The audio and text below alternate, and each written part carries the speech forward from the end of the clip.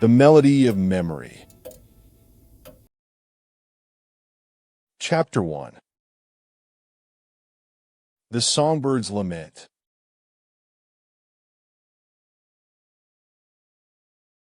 As I stepped into my new apartment, the familiar scent of musty air wrapped around me like an old friend's embrace.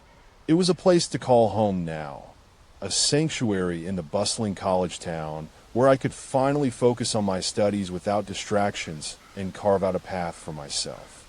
But little did I know, this humble abode would soon become a battleground between reality and recollection, blurring the lines between what truly existed and what haunted the shadows of memories long past. The first few weeks passed in an ethereal haze, unpacking boxes, rearranging furniture, and familiarizing myself with creaky corridors. I'd always had a penchant for music. My grandmother would often recall hours spent huddled by her piano as a child, lost in the world of Chopin's nocturnes and Debussy's preludes. So when I found an old Steinway grand tucked away in a corner of the apartment, it was more than coincidence that stirred within me, an irresistible urge to run my fingers over its keys. The first notes resonated like whispers, as if they spoke secrets only to me. It wasn't until the third day, lost in melancholic melodies, when I felt hands other than mine on the keyboard. I gasped, staring at the dance of light and shadow cast by the afternoon sun filtering through the windows. A chill rippled down my spine. Did someone else occupy this space? The keys continued to play a haunting waltz, each note echoing with an eerie precision. My heart raced as I approached the instrument cautiously. Fingers danced across the ivories without me. Then silence. Intrigued and terrified, I decided to share the phenomenon with landlord Mr. Jenkins during our monthly rent collection visit. Over steaming tea in his cluttered office, he shared a tale that made my blood turn cold. The previous tenant, Leonidas, a brilliant musician who drowned under unclear circumstances. The neighbors had whispered about it for months after. Something eerie lingered within those walls. He spoke of Leonidas' talent and the composition still lying incomplete on his desk, locked away in a worn briefcase. Something in me urged me to touch that melody. My curiosity became insatiable as I rummaged through dusty trunks and forgotten scores until finally a plain manila folder tumbled out. Melodia del Dolor, the melody of pain. An unfinished piece, its sheets yellowed with age. Intrigue gave way to reckless abandon. Fingers moved over the keys in the dead of night, guided by an unseen force.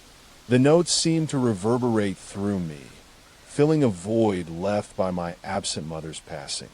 It wasn't until the neighbors approached my apartment door that I realized I'd been playing for hours, and they could hear it too. They spoke with hushed voices about Leonidas' ghostly concerts. Music carried on the wind like whispers from beyond. Each night, I returned to Melodia del Dolor, each day learning more of this forgotten musician. His story, a prodigy drowned in the river nearby, never caught or identified. A sense of belonging settled over me. I had unknowingly taken up his legacy. The melody unfolded before me like a riddle waiting to be solved, a tale waiting to be told. Yet every time I finished playing, those shadows crept closer, dark shapes swirling behind the keys as if drawn by my soul's harmony with Leonidas. One fateful night, I found words scrawled on the score. For the forgotten. An ominous warning or a testament. The lines blurred between memories and reality. A sense of duty bound me to complete this unfinished symphony. Perhaps it held a secret to understanding his fate.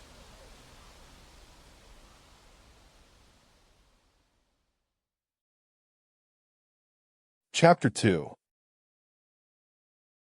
The Forgotten Melody.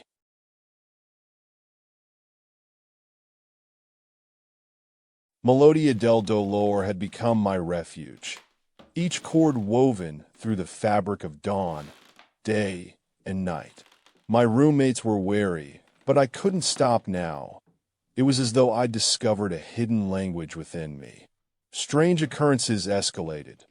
Books fell off shelves while playing. A glass shattered in the kitchen unobserved. An unsettling warmth emanated from my fingers as if another soul guided them.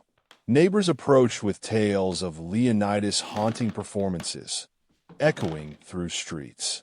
Nostalgia washed over them as though a collective memory stirred, one they couldn't recall but deeply longed for. I noticed Mr. Jenkins watching me more intently than usual, eyes clouded with worry, as if pleading to stop before it's too late. I found the key to Leonidas' room and his cryptic note, hidden within the score. The door creaked open, revealing a studio time that warping back to the 1940s, instruments and photographs of his heyday. In the silence, I heard a soft singing. A haunting voice whispered a melody that echoed from my own piano. Dance with me. It was as if Leonidas spoke through the notes. Consumed by curiosity, I played the last bars. Shadows materialized into figures, dancing silhouettes in black and white, swirling to an eerie rhythm. The neighbors, drawn by an unseen force, gathered at my door, their eyes glazed. An unspoken understanding passed between us. They knew what I knew. Each night, more joined this ghostly ballet, clad in attire from another era, beckoning me to join. My fingers played on, entranced, lost in the dance of a century past. But there's a line between curiosity and obsession, and it was crossed one evening when I discovered Leonidas' journal amidst his belongings. Tales of drowned memories, forgotten lives trapped within walls. His spirit still lingered here, perhaps waiting for someone to unlock an old melody. The composition held the key. Finish it, and I feared becoming another echo lost in time. Mr. Jenkins visited unexpectedly, whispering cryptically about the cycle of fates bound to unfinished music and unspoken tales. Shadows vanished when he left. In the quiet that followed, the room spun. Memories swelled like a tide of forgotten melodies from beyond my window. Laughter of lovers long parted, sobs of loss and longing. Lives lived in parallel universes. It became clear. I had to understand Melodia del Dolor's true nature.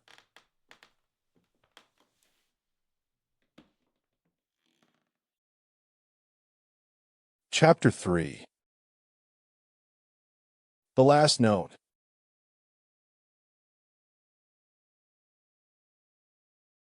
My fingers trembled as the final notes began to flow under an autumn moon.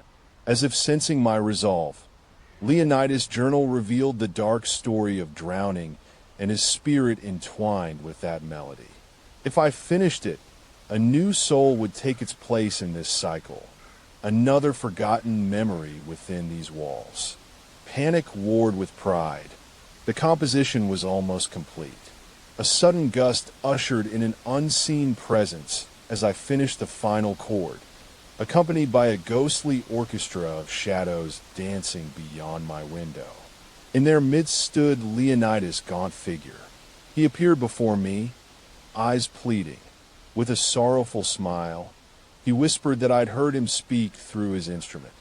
His melody was never meant to be silenced, but drowned beneath the river's surface. My heart pounded as he spoke of a choice. Complete it and become another forgotten memory, or find a way to break the cycle. I chose neither, my fingers tracing the final bars without thought. The room went still, shadows vanished, and so did Leonidas. Yet, in the dawn light that followed, something else lingered, an echo, an unfinished symphony, as though Melodia del Dolor was reborn. The neighbors gathered one last time to share tales of their lives, each song sung long past its prime. Together, we sang it back into being. It hung in the air like a promise, forgotten but alive. The room was bathed in light when finished, and I emerged as though from a dream. Mr. Jenkins stood by my door, offering his gratitude. Shadows vanished. Shadows left behind spoke through me once more. Lives redeemed. When they faded completely, he handed me Leonidas' journal, the last page blank save for 2 lines. Echoes carry on. Melodia del Dolor had been revived, a bridge between worlds. I gave it to him. With a final glance at his studio, a gust swept in and carried us away. His story and mine merged into that river's song.